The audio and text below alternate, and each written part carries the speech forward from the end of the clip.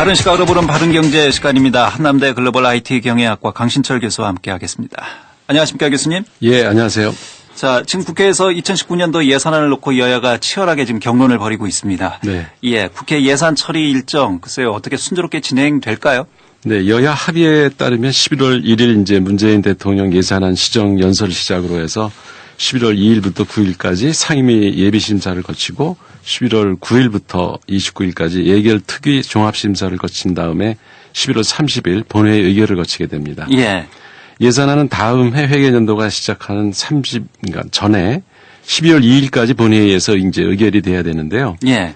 법정 시한은 형법 54조 2항에 명시되어 있습니다. 그렇지만 국회는 2000년도 들어서 지난해까지 총 18차례 예산안 심사를 했는데 법정 시한을 제대로 지킨 게 2차례밖에 안 됩니다. 예. 그래서 해마다 여야 힘겨루기가 예산에서 이제 벌어지고 있다는 상황입니다. 법을 만드는 국회가 스스로 법을 지키지 않는 거군요. 예. 야당에서는 일단 이번 예산안은 뭐 초슈퍼 예산안이다. 이렇게 지금 평가를 하고 있고 예산을 대폭 삭감하겠다. 이런 입장인 것 같아요. 예, 항상 이제 뭐 야당은 그런 입장을 견지하는데요. 예. 정부의 이제 2019년 예산안은 전년도 429조 원에 비해서 42조 원 증가한 471조 원으로 편성됐습니다. 이는 증가율로 보면 이제 9.7%가 되고요. 금융위기가 있었던 2009년 당시에 10.6% 증가한 걸 제외하면 2000년 이래 이제 가장 높게 증가한 건 사실입니다. 예. 하지만 국가 경제 규모가 성장하면 예산의 규모도 당연히 늘어나기 때문에 어차피 정부 예산은 항상 사상 최대가 되는 게 당연하죠. 그러니까 한마디로 초슈퍼 예산이라는 말은 과장된 표현입니다. 예. 특히 이제 그러니까 채무 증가로 인해서 국가 재정 안전성이 더 악화된 것 아니냐 뭐 이런 걱정을 하는데요. 예. 2018년 국가 채무는 708조 원으로 국내 총생산 GDP의 이제 39.5%였고 내년도 이제 국가 채무는 741조 원으로 이제 39.4%가 예상되고 있어서 올해보다는 이제 0.1% 감소하는 것으로 예산이 잡혀 있습니다. 예. 게다가 이제 올해도 그랬지만 내년에도 작년보다 이제 훨씬 많은 초과 세수가 예상된다는 점을 고려하면 이 국가 채무는 더욱 감소할 가능성이 있습니다. 예. 따라서 내년 예산으로 국가 재정 건전성이 악화된다는 지적은 설득력이 없습니다. 예. 사실 뭐 지난 보수 정권 시절에 국가 부채 비율이 지속적으로 상승할 때는 입도 뻥끗 안 했던 사람들이 이제 와서 이제 오히려 국가 채무를 줄이고 있는데도 재정 건전성이 악화되고 있다고 하니까 더욱 어이가 없습니다. 뭐 야당에서 이제 세금 중독이다. 네. 이런 프레임으로 접근을 하는 것 같아요. 예. 이번 뭐 그 예결심의에서 이제 주요 핵심 사항들이 바로 일자리 관련 예산, 복지 예산, 그리고 남북협력기금이지 않습니까? 예. 먼저 이제 복지 예산이 어떤지 좀 살펴볼까요? 이 복지 예산 이게 분야별로 보면 이제 보건복지 고용 지출이 12.2% 증가했고요. 예. 교육 지출이 이제 10.4% 증가해서 정부 총 지출 증가율이 아까 9.3%인가 그랬죠. 그거보다 이제 높은 증가율을 보였고요. 대체로 국민 생활에 보다 이제 직접적으로 관련된 분야의 지출 증가율이 다른 예산에 비해서 상대적으로 높아진 건 사실입니다. 예.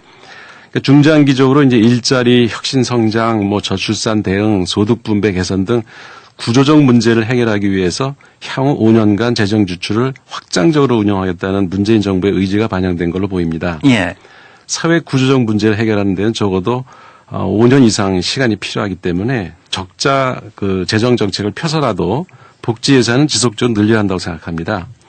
내년 예산처럼 GDP 대비 2 내지 3% 적자 재정을 운영한다고 해도 2022년에 예상되는 국가 채무 규모가 올해 비교해서 2%포인트 정도 증가하는 40% 초반 수준인데 이건 뭐 OECD 국가 평균 110%에 비해서 매우 낮은 수준으로 일단 재정 건전성에는 문제가 없다고 봅니다. 예.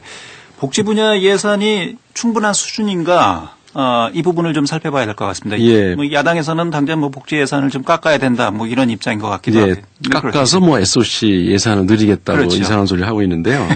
복지 분야 예산은 전년 대비 17.6조 원 증가했다고 하지만 한국의 저출산 고령화 문제를 해결하기에는 여전히 부족하고 국정과제를 달성하기에도 부족한 형편입니다. 예. 144조 원에서 이제 159조 원으로 14조 원이 증가했지만 국민연금, 뭐 공무원연금 등 공적연금과 기초노령연금, 뭐 아동수당 증가분 이런 것들이 이제 상당수를 차지하고 있고 이외에 이제 사회 서비스 등 다양한 곳에서 노력은 했지만 아직 부족한 상황입니다. 그래서 내년에도 이제 올해와 같이 국공립 어린이집 450개소를 확충하겠다고 예산을 짰는데 이는 2022년까지 국공립 어린이집을 아동수 대비 40%까지 확대하게 한 공약을 달성하기에도 부족한 형편입니다. 예. 주거 문제 해결을 위해서도 이제 예산 또한 공공임대주택 공급 등의 주거 지원 정책만으로 충분치 않아 보입니다. 이처럼 세부 항목을 자세히 들여다보면 아직도 복지 예산이 우리나라 GDP 규모에 턱없이 부족한 상황인데도 불구하고 예. 복지 예산이 과다하게 책정됐다고 주장하는 자유한국당 주장은 설득력이 매우 떨어진다고 볼 수 있습니다. 예. 지금 현재 우리 GDP 규모로는 더 사회적 안전망을 구축하기 위해서는 복지 예산은 오히려 더 증액을 해야 된다. 그렇죠. 예, 점진적으로 예. 이런 말씀이시고요. 일자리 관련 예산도 상당히 논란이 있는 것 같아요.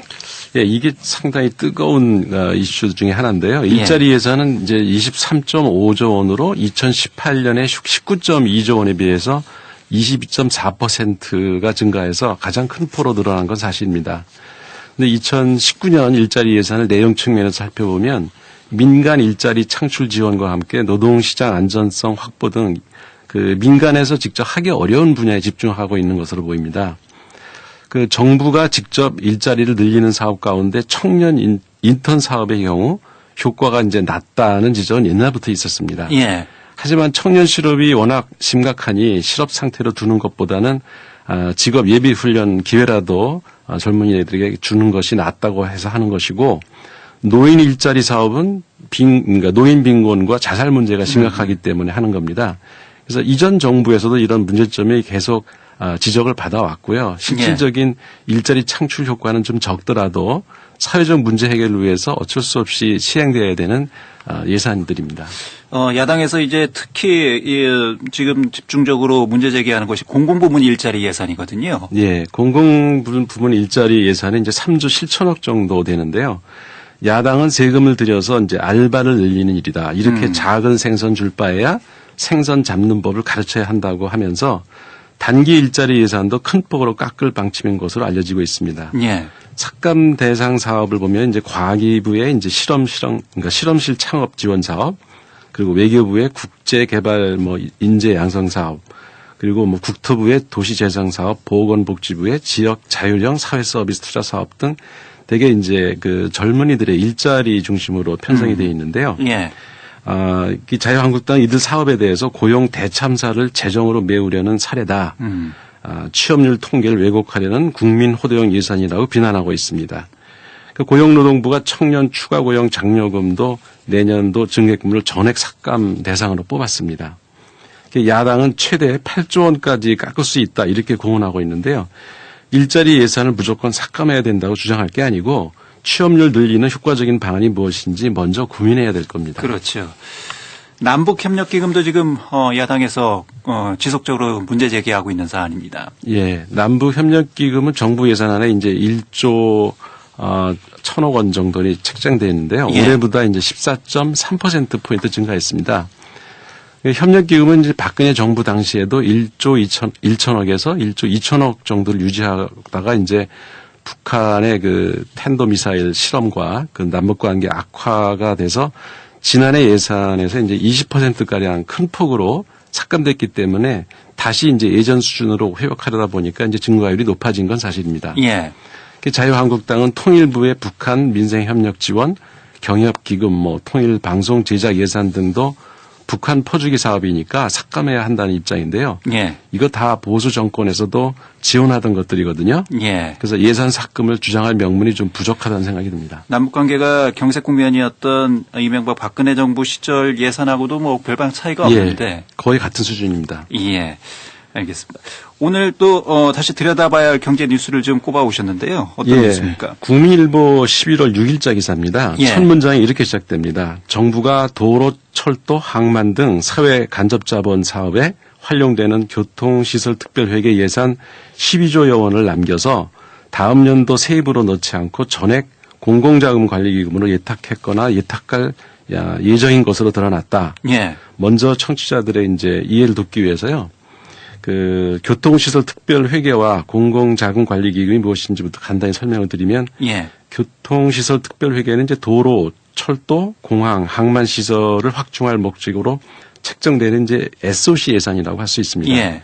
그리고 이제 공공자금관리기금은 정부가 이제 특정 부문 육성을 지원하든지 정부가 직접 수행하는 사업을 위해서 조성하는 기금을 말합니다. 그래서 이 기사를 정확하게 이제 얘기를 하자면 정부는 올해 교통시설 특별회계 예산으로 18조 2,400억 원을 편성했는데 시행된 부분이 6조 4천억 원이 남았습니다. 예. 그래서 이제 이걸 공공자금관리기금에 이제 예탁을 한 상태고요. 그 내년도 예산은 이제 19% 감소한 14조 7천억으로 책정한 것이 사실이고요. 아직 얼마가 남을지는 미확정 상태입니다. 예.